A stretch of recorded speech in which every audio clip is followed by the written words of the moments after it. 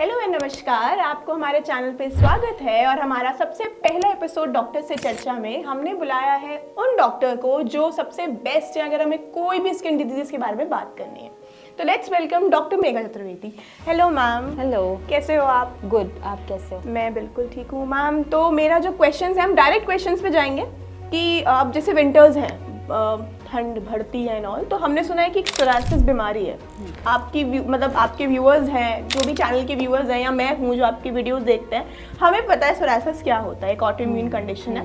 तो हम उसके बारे में और जानना चाहेंगे कि विंटर्स में क्या ऐसा है कि बढ़ेगी बीमारी?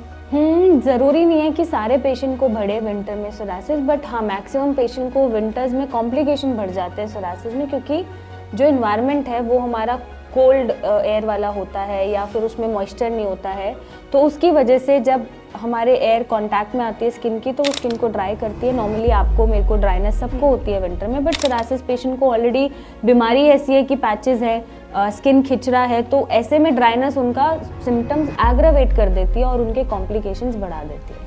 तो विंटर्स में ऐसे कुछ ट्रिगर्स हैं या लाइक हमारे कोई फूड आइटम्स हैं जो हम कंज्यूम कर लें, यानी सोरायसिस पेशेंट कंज्यूम कर लें, या फिर ऐसे कोई लाइफस्टाइल, जैसे हम बहुत ज़्यादा सर्दी लगती है तो हीटर के सामने बैठ जाते हैं, तो ऐसा भी कुछ फैक्टर्स हैं जो हमें ट्रिगर कर सकते हैं? सबसे बड़ा फैक्टर है कि सर्दियों में हॉट शावर्स बहुत लिए जाते हैं और बहुत ज़्यादा हॉट पानी के लिए जाते हैं, उबले हुए पानी से नहाते हैं, तो वो नहीं करना चाहिए। सबसे बड़ा ट्रिगर ये होता है। दूसरा ट्रिगर होता है कि लोग जैसे सर्दियाँ आती हैं तो मेथी बहुत खाते हैं या गुड़ का इंटेक बहुत करते हैं या ड्राई फ्रूट्स बिना भिगोए खा लेते हैं। तो गर्म चीज़ों को सोरायसिस पेशेंट को अवॉइड करना है, क्योंकि ज़्यादा गर्म चीज़ें वो कंज्यूम करेंगे तो उनका पित्त बढ़ेगा और सोरायसिस एग्रावेट करेगा। एक ये भी कारण होता है कि हीटर्स बहुत चलाए जाते हैं, तो हीटर के आगे हाथ सेक रहे हैं या अपने नॉर्मली आग जला के भी हाथ सेक रहे हैं, उससे भी ड्राइनेस कॉज होती है, बर्निंग कॉज होती है। तो वो सारे फैक्टर्स हमें अवॉइड करने होते हैं। अगर आपको हीटर चलाना है तो आप ऑयल हीटर्स चला लो या ह्यूमिडिफायर चला लो, ड्राई हीटर्स आप मत चलाओ। या फिर आप ये ध्यान रखो कि हॉट शावर्स अगर आपको लेना पसंद है, बट सोरायसिस है तो आपको ऑब्वियसली सोरायसिस को नहीं बढ़ाने देना है, और सोरायसिस को ठीक करने के लिए आपको नॉर्मल ल्यूकवार्म वाटर से आप नहा लोगे तो चल जाएगा। गुड़ जैसी चीज़ें हैं, मेथी जैसी चीज़ें हैं या ड्राई फ्रूट्स हैं, इनका इंटेक बहुत लिमिटेड अमाउंट में करा जाए और बिना भिगोए ड्राई फ्रूट्स को ना लें। तो मतलब ये कहना सिंपल है कि अगर सोरायसिस से पीड़ित है कोई इंसान तो उसे गर्म चीज़ें ना बॉडी के अंदर लेनी चाहिए और ना ही उन्हें यूज़ करना चाहिए। एग्जैक्टली। तो मैम जैसे कि अब सर्दियां हैं, सबको ठंड लगेगी, सब वुलन क्लोथ्स डालेंगे, तो उससे तो मुझे लगता है इचिंग होगी, बढ़ेगी और वो रैशेस पड़ जाएंगे। तो उसके लिए क्या सेफर ऑप्शन? उसके लिए सोरायसिस पेशेंट को मेक श्योर करना चाहिए कि वुलन क्लोथिंग पहनेंगे, ऑब्वियसली ठंड लगेगी, बट जो स्किन का डायरेक्ट कॉन्टैक्ट है वो कॉटन क्लोथ से हो। अगर नीचे कॉटन की लेयर है और ऊपर आप वुलन की लेयर कर रहे हो तो इतना सोरायसिस में इचिंग बर्निंग नहीं होगा। बट अगर आप डायरेक्टली कॉटन क्लोथ के बिना वुलन क्लोथ आप डालते हो स्किन पे, तो सोरायसिस के पैचेस इरिटेट भी होंगे और बर्निंग भी बढ़ाएंगे। तो मैम मतलब पेशेंट्स के लिए सबसे ज़्यादा इम्पॉर्टेंट है कि आप थोड़ा सा भरोसा रखें डॉक्टर्स पर, ट्रीटमेंट पर, खुद पर भी, कि आप सोरायसिस से ठीक हो सकते हैं। बस आपको, मुझे लगता है, सही ट्रीटमेंट की चॉइस होनी चाहिए। और डाइट कहते हैं बहुत डाइट भी होता है, सही ट्रीटमेंट भी होता है, और एक डिटर्मिनेशन होनी चाहिए कि हाँ मुझे पता है कि मैं इस बीमारी से लड़ लूँगा और ये ठीक हो जाएगी। अगर ये विल पावर स्ट्रॉन्ग है ना, तो सोरायसिस क्या कोई बीमारी उसे नहीं हरा सकती। तो मैम जैसे कि आप भी पेशेंट्स से सारे देखते होंगे, तो आप लोगों को भी लगता होगा कि इतना स्ट्रॉन्ग पेशेंट्स होते हैं, क्योंकि मुझे लगता है वो एक नॉर्मल, हमें अगर एक नॉर्मल फंगल इन्फेक्शन भी हो जाता है तो हम खुजाते परेशान हो जाते हैं। तो सोरायसिस में लाइक पेशेंट कितने स्ट्रॉन्ग एंड ब्रेवली हैंडल होते हैं, तो इसके बारे में आप क्या कहोगे अपने पेशेंट्स को भी? Hats off to the patient, जो भी सोरायसिस के पेशेंट हैं और जो वो सफ़र करते हैं। आप और मैं उसका अंदाज़ा नहीं लगा सकते, हम सिर्फ देख सकते हैं, या मैं इतने सालों से देख रही हूँ तो मैं कुछ अमाउंट ऑफ पेन फील कर सकती हूँ, उनसे इम्पैथी दिखा सकती हूँ, बट जो एक्चुअली में जो वो भोग रहे हैं ना, वो कमेंडेबल है, या फिर मैं बोलूँगी कि बहुत हिम्मत है, क्योंकि खुजली इतनी है, बर्निंग इतनी है, कोई चाकू से उसको स्किन को खुजा रहा है, कोई स्टिक से खुजा रहा है, कोई इतना एम्बैरेस हो रहा है कि वो मास्क तक पहन रहा है, ग्लव्स तक पहन रहा है, वो फिजिकली अपने आप को अपील करने में कॉन्फिडेंस ही नहीं रख रहा है, राइट। कोई इतना परेशान है कि उसकी मैरिड लाइफ ख़राब चल रही है, या कोई इतना परेशान है कि उसकी पढ़ाई रुक गई है। तो बहुत सारे, मतलब सबकी अपनी अपनी लड़ाई है, राइट। और हर पेशेंट अपने जीवन में लड़ रहा होता है सोरायसिस के साथ। ऊपर से सोरायसिस की वजह से जो अलग तरीके के कॉम्प्लिकेशंस हैं वो अलग चल रहे होते हैं। तो आप और मैं शायद उसका अंदाज़ा भी नहीं लगा सकते, but to all the patients out there मैं यही बोलना चाहूँगी कि अगर आप पेशेंस रखा हुआ है आपने और फुली ट्रस्ट है अपने ट्रीटमेंट पे और आप स्ट्रांगली डिटर्मिन्ड हैं, तो आप सोरायसिस को हरा सकते हैं फॉर श्योर। ये मैं लिख के दे सकती हूँ। ये हमारी दवाइयाँ, अगर पेशेंट इतना भी कोप अप कर रहे हैं, सपोर्ट दे रहे हैं और डाइट अपनी फॉलो कर रहे हैं अच्छे से, तो ये हम लिख के दे सकते हैं कि सोरायसिस उनका ठीक होगा। तो मैम हम ये भी मान सकते हैं कि जो भी है, लाइक अगर एक सोरायसिस पेशेंट भी है या सोरायसिस पेशेंट की कोई फैमिली भी है, सबसे ज़्यादा उसका दिमाग, लाइक एक मेंटल जो एक एबिलिटी है वो स्ट्रांग होनी चाहिए, लाइक विल पावर स्ट्रांग होनी चाहिए, कि इमोशनल भी होना चाहिए कि लाइक अगर मेरे ही पार्टनर को या मेरे किसी फैमिली मेम्बर को सोरायसिस है तो मैं उसे देख के मतलब ऐसे ना करूँ कि ओ मैंने क्या देख लिया, बट लाइक ठीक है तुम ठीक हो सकते हो, तुम ठीक हो सकते हो। तो एक एम्पैथी होनी चाहिए बेसिक सी, चाहे वो डॉक्टर्स हैं, चाहे वो फैमिली मेम्बर्स हैं, चाहे वो फ्रेंड्स हैं, चाहे वो कोलीग्स हैं। तो ऐसे पेशेंट्स को आपको ना एकदम ऐसे नहीं करना, एबनॉर्मल फील नहीं कराना, एक एम्पैथी रखनी चाहिए कि हाँ चलो कोई स्किन की बीमारी है और वो ठीक हो जाती है। मतलब उसका मतलब ये नहीं होना चाहिए कि यार आप ऑफिस नहीं आ सकते, आप हमारे साथ बैठ नहीं सकते, आप हमारे साथ खाना नहीं खा सकते, राइट। तो इनफैक्ट उनको आप अलग अलग अप्रोचेस करो कि अच्छा चल तेरे डाइट ये फॉलो करनी है। पेशेंट मेरे पास आता है, मैं अल्कोहल नहीं छोड़ सकता, नॉनवेज नहीं छोड़ सकता, मेरी सोशल लाइफ खराब होगी, है ना। तो हमें अपनी बीमारी को पहले रखना है और हमें उस डाइट को फॉलो करना है जो उसे ना बढ़ाए, बट उसे सोशली ज़्यादा टेंशन हो रहा है कि मैं सोशली गैदरिंग कैसे करूँगा क्योंकि मैं पी नहीं पा रहा, मैं नॉनवेज नहीं खा पा रहा और मैं लोगों को कैसे फेस करूँगा। तो ऐसे में पेशेंट को भी अपना माइंडसेट बदलना चाहिए और उसके जो साथ में सोशल सर्कल है उसको भी बदलना चाहिए कि यार चल तेरी डाइट ये कोई बात नहीं, हम भी तेरे साथ यही खा लेते हैं, सूप ले लेते हैं, सैलेड ले लेते हैं, हम भी नहीं खाते नॉनवेज, क्या फ़र्क पड़ता है, राइट। तो ये एम्पैथी हम मिस करते हैं। ये एम्पैथी अगर हमारे अंदर आ गई, सिंपैथी नहीं बोलूँगी मैं कि आप पेशेंट को सिंपैथी दो और बेचारा फील कराओ, आप एम्पैथाइज आप कर सकते हो, आप एम्पैथी रख सकते हो और वो एम्पैथी होगी तो आप उस पेशेंट को एक्सेप्ट भी करोगे, उसके साथ नॉर्मल भी रहोगे और शायद उसकी कहीं ना कहीं हेल्प करोगे।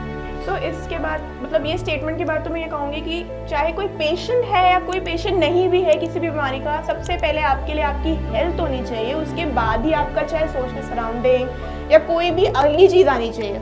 सो मैम आप कोई भी एक छोटा सा पेशेंट क्या हमारे साथ कुछ शेयर करेंगे जो आपके लिए एक पेशेंट, एक होता है ना कुछ पेशेंट माइंड में रह जाते हैं, वैसे तो ऑलमोस्ट रहते होंगे, ऑलमोस्ट रह जाते हैं, बट मतलब मैनी पेशेंट, क्योंकि पेशेंट लोड ज़्यादा हो गया है तो ऐसे तो नहीं याद रहता कि सालों साल याद रहे। बट हाँ एक पेशेंट जैसे एक 5 साल की बच्ची आई थी पूर्वी, वो मेरे बहुत क्लोज थी, तो उसको हमने 2 महीने में ठीक कर दिया था।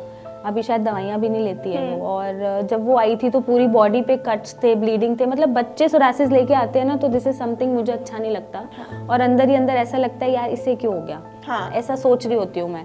तो उसको हमने जब 2 महीने में ठीक करा, पूरी स्किन नॉर्मल कर दी, ब्लीडिंग रोक दी, कट्स नॉर्मल कर दिए, तो वो एक केस मुझे अच्छा लगता है क्योंकि वो पहला बच्चा मैंने ऐसे देखा जो इतनी प्रॉब्लम में वो रो नहीं रहा था, मतलब वो स्माइल ही कर रही थी, 5 साल एज थी उसकी और वो बहुत शांत बैठी हुई थी, कोई टैंट्रम नहीं, कोई इरिटेशन नहीं, कोई चिल्लाना नहीं, बस वो हाँ हाँ हाँ हाँ कर रही थी, मुझे हाई फाइव दे रही थी और वो मुझे एक केस लगता है कि हाँ बहुत क्लोज था।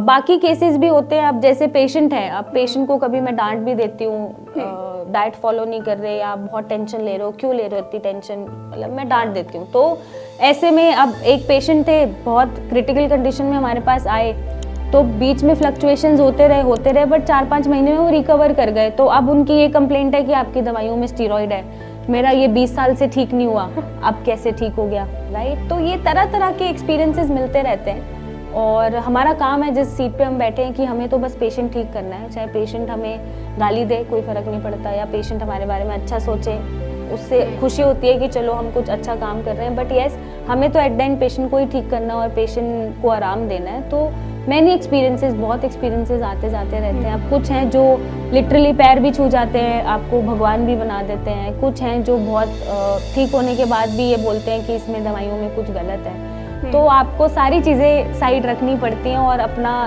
अपना एक जो है मोटो है कि हमें तो पेशेंट ही ठीक करना है, उस पर वापस आना पड़ता है। फ़र्क नहीं पड़ता फिर पेशेंट सामने अच्छा बोल रहा है, बुरा बोल रहा है, क्या बोल रहा है। तो मैम जैसे मैं आपका चैनल फॉलो करती हूँ, चाहे आपका डॉक्टर हेल्थ श्रेयस का चैनल हो, चाहे आपका सी आयुर्वेदा का चैनल हो, तो मुझे बहुत अच्छा लगा कि आपने जो एक सी आयुर्वेदा लाइन चूज़ करी है, क्योंकि बाहर मतलब हमें मार्केट में प्रोडक्ट्स ऐसे मिलते हैं कि हमारी ब्यूटी को ग्लोरीफाई करते हैं मोस्टली। अगर हम स्किन केयर प्रोडक्ट्स में देखें तो स्किन केयर प्रोडक्ट्स में हमारी ब्यूटी ग्लोरीफाई हो रही है या हमारे टैनिंग घट रही है या ये सब, बट कोई बीमारी के लिए आपने जो शुरू किया सोरायसिस के लिए, एंड आई गेस विटिलिगो की भी एक केयर रेंज आने वाली है, I am like you are doing a great job for people out there. तो मैम मैं कमेंट्स भी पढ़ती हूँ, तो कमेंट्स में जैसे मुझसे मतलब मैंने देखा है, पूछते हैं लोग आप लोगों से कि कुछ बहुत साल पुराना सोरायसिस है, 20 साल पुराना भी होता है पेशेंट्स का, या 15 साल पुराना होता है, तो वो भी ठीक हो जाता है? एब्सोल्युटली, मैंने 40 साल जो मैक्सिमम ड्यूरेशन गई है। एक अंकल आए थे महाराष्ट्र से हमारे पास, शायद उनका हमने फीडबैक वीडियो भी यूज़ किया था, डाला था। उन्हें 40 साल से सोरायसिस था और उनका सोरायसिस कभी क्लियर नहीं हुआ था, और within 3-4 months of our treatment, online treatment उन्होंने लिया था और वो ठीक हो गए थे, लाइक 90-95% रिकवर कर गए। तो स्पेशली महाराष्ट्र से मिलने आए थे मुझसे कि मैं दिखाने नहीं आया हूँ, मैं बताने आया हूँ कि मैं आपकी दवाइयों से ठीक हो गया हूँ और 1-2 महीने दवा करूँगा और मैं आपके साथ वीडियो बनाऊँगा। तो दोबारा वो आ नहीं पाए, तो उन्होंने हमें खुद से रिकॉर्ड करके वो वीडियो भेजी थी कि मैं 40 साल से पीड़ित हूँ और आज तक मेरी बॉडी साफ़ नहीं हुई है। बहुत सारा स्टेरॉयडल ट्रीटमेंट लिया, तरह तरह की पैथी ली, आयुर्वेद भी लिया, होम्योपैथी भी ली, तो बट आपके ट्रीटमेंट से मैं 4 महीने में रिकवर कर गया हूँ और मैं ये चिल्ला चिल्ला के बताना चाहता हूँ। तो ये भी एक ठीक हुआ है। तो ये कुछ रीजंस होते हैं, और जो बहुत ज़्यादा मस्त पेशेंट होते हैं या जो डाइट अच्छे से फॉलो कर रहे होते हैं, थोड़ा सा योगा कर रहे होते हैं, अपने ऊपर ध्यान देते हैं, दवाइयाँ टाइम पे लेते हैं, तो वो 3-4-6 महीने में भी रिकवर कर जाते हैं।